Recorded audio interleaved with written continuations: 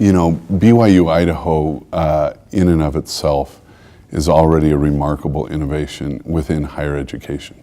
And a lot of that comes from prophetic direction, the original announcement and creation of BYU Idaho from President Hinckley, when he said we would be teaching focused, we wouldn't have graduate programs, we wouldn't have a college sports program, and that the faculty's career would be without faculty rank and would be focused entirely on the student. Those 5 or 6 things shared in one statement had such dramatic impact on the university. And I think we sometimes forget how powerful that organizing statement was to the creation of BYU Idaho. And you know, I think as I think about the students, that shows up in so many ways. So your faculty that you have one job, which is to be great teachers to you. And you would think, well, isn't that the job of a university professor?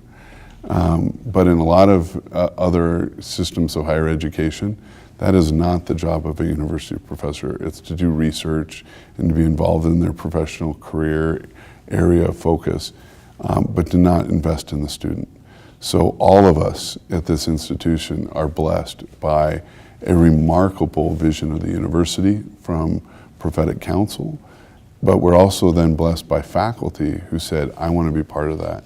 And I want as my primary focus to be locked in on the needs of a student and the teaching in a classroom. And that sounds obvious, I think, to most students, but in most of higher education, BYU Idaho is very unique. So I think that the creation of BYU Idaho in and of itself is an innovation and it really shows what this university is all about. It shows on the one hand a willingness of a community to seek for and receive prophetic direction in the destiny of the school. On the other hand, it shows the faith required by the campus community, students, and faculty to follow that. And that's also unique in higher education. And so BYU Idaho is really innovative from its founding origins. And President Eyring, when he spoke about the transition from Ricks College to BYU Idaho, talked about innovation and its future impact on the university. And he said that the phrase rethinking education wouldn't just be a tagline for the transition from Ricks College to BYU Idaho, but it would be part of the character of this institution permanently. And it has, and it will continue to be. And so I've worked in many innovative settings, but none quite like BYU Idaho. And part of it is, you know, that we have prophetic direction on the future of the university. Part of it's the nature and character of a faculty and an employee community who want to follow that. And part of it's just the legacy and history of Ricks College in the spirit of Ricks, which had a culture of modesty, consecration, and an attention to the one and the individual needs of students that really makes the character of this university unique. Yeah, that'll take us in 2 parts. As far as the mantle, it really is a responsibility to not just come with your own ideas, but seek inspiration from the Lord and to get personal revelation about the direction of this community. Now, you can get that on your knees in prayer. You can get that going to the temple. You also can get that talking to and learning from the people who work in this university. And I felt that. And I've only been here, you know, this is the 2nd week. So there's still a lot I have to learn. But I do feel something different this time at the university. And I believe the Lord wants to speak to and guide the direction of this university in ways that are powerful and unique to this institution. And you know, part of my responsibility is to be spiritually prepared to hear that. And wherever that inspiration comes from, it may come, like I said, in personal, individual work with the Lord, or it may come when in conversation with other faculty members who are working to get their own inspiration in their areas of responsibility. And that ranges everything from faculty to the student leadership programs to online learning. Everyone's working in that direction. As far as President Clark, what a remarkable mentor and leader he's been to me personally. He's been my boss twice. I've watched him leave his role twice, both times to standing ovations, both when he left the Harvard Business School and when his retirement was announced here by Elder Nelson. He leaves a legacy that is remarkable. Part of that is the innovations you've talked about, the learning model, the 3-track system, expansion of online learning, the pathway program. But I think the bigger legacy is that President Clark just wanted to do what the Lord asked him to do and what the brethren counseled him to do. And I think that's actually a bigger legacy for him than even the individual specific and remarkable innovations that came about in his tenure here. Yeah, parking seems to be a universal campus issue wherever you go in the country. It's something we need to focus on, and it's something I'm aware of. And I don't have a specific recommendation at this point, but it's something, both I and the university are looking at. Yeah, our affiliation with the LDS Church is foundational, and we would not be here without their support. And our mission is uniquely centered around the Church of Jesus Christ of Latter-day Saints and helping students become disciple leaders of the Savior. We are blessed that the church sees us as a priority and as something that they should invest in. And we reciprocate by trying to understand how we can be a benefit and a resource to the church. And not just here in Eastern Idaho, but you go to Jacob Spory and he talks about the impact the students of this university would have, like seeds to the wind, and the blessings of the students who leave this university and go out and build the church all around the world is really phenomenal. And I think I've had a unique opportunity to see all sides of that. As a young men's leader in Boston, preparing youth to come to BYU Idaho, and then turning around and coming out here and being there to catch them on the other end, and then being asked to leave and catching those students when they came into the workforce and left as graduates of this institution.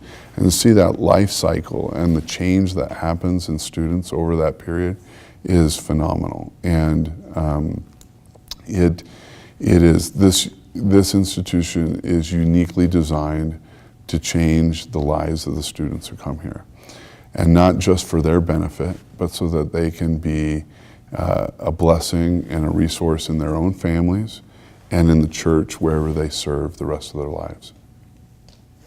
Thank you.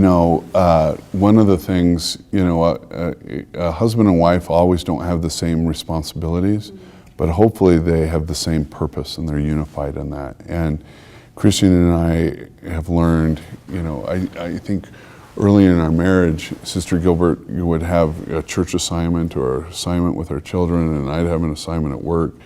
But if we always had the same purpose and goals, even when we were both doing different things, we felt like we were doing things for each other. And that's been a foundational part of our marriage, is having a shared view of what we were trying to do in our family. And then even when we were apart at certain times, or I was at work, or I was traveling, or she was working on a church assignment or doing something for our children in school, we actually felt like we were doing the same thing. And having a shared goal where you want to be with your family is really, really critical in that. Sister Gilbert is an amazing mother and is an amazing teacher. And I think the students will feel that. She's the mother of 8 children, so she won't be able to be at every single thing that we do. And you heard her say today, that remains her first priority.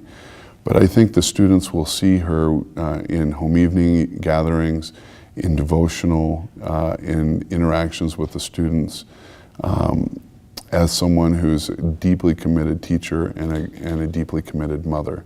And I think that will resonate both to future mothers and future fathers who are here on campus as a model of a great parent, but also as someone who's developed in the nurturing and are focused on the nurturing and development of others. And I think she'll bring that. You'll also see she's very kind and warm and disarming. And sometimes people look at something like an institutional responsibility, like a university president, and that can create a barrier. And Sister Gilbert tears those down immediately just by her warmth and her love and her kindness. Well, I should tell you that the work of the university is about the funnest thing I've ever done. And so even when I'm working, I feel recharged because this is such a remarkable place to be, and the job is terrific, and I get wonderful inspiration. And so on the one hand, the work itself of the university is rejuvenating and exciting and invigorating. But I think it is important to have opportunities to take care of personal and spiritual needs. Many of those are with my family. So, last night we had our whole family here in our home for the first time, and being, with those doors closed and being gathered with our children and talking with them and reading scriptures together and how was your day, that's a incredible healing and rejuvenating process, and it keeps your focus, on the most important things.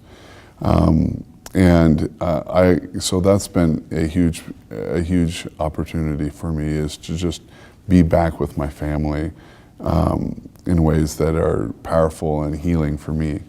I also think having personal, individual, private time in the temple and in my scripture reading is an important place to get revelation, and also to have the Lord kind of give me a breathing space and a focus on things I need to work on in my own life. And so that's another place that's a private, sacred, set apart place for my work responsibility. So I love the assignment here at the university, but there's times alone with our family, and then alone in my own spiritual growth and development that remain really important and separate from the full-time work of the university.